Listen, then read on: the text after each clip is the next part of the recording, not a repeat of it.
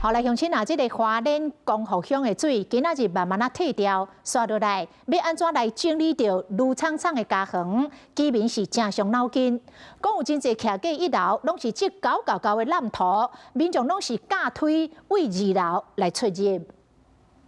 马大安溪邦山湖一楼最暖花莲光复乡第3天，积水渐渐啊退，不过福关工园的难题才刚开始。光复市区土块烂土高度度，民众都要伫咧路口踩楼梯才能避去厝内。遗留下来的泥巴呢，其实还是很厚的，导致他们现在1楼呢还是没有办法使用，进出呢甚至只能靠这个楼梯呢来进行上下。虽然楼上可以睡啊。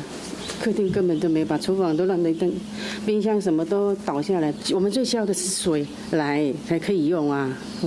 你看现在也没有水，只有那个没有水，有电没有用啊。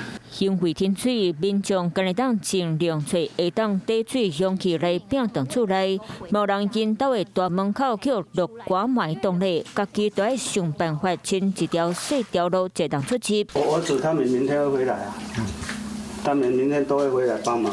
我们2个老的怎么清？我们不知道从哪里下手。这一回民众处理的冰箱、电视、电脑拢害去，还有一台奥多麦嘛叫冲草，含饲伫咧厝外10几只鸡仔嘛叫溪水冲草，敢若剩4只，损失惨重。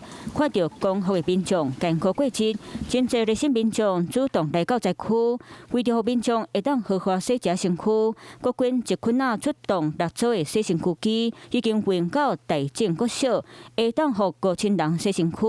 白沙屯马祖进香团嘛出动溜啦啦的洗身躯车赶到花莲。赛车手陈和宏搁甲家己收藏30多年的国光号气氛，内底鱼虾全部拆掉，再满价值300万的物资，透早就赶紧驶来到光复。我觉得我们很对不起花莲的乡亲，我们知道的太晚，我们应该早一天就要来。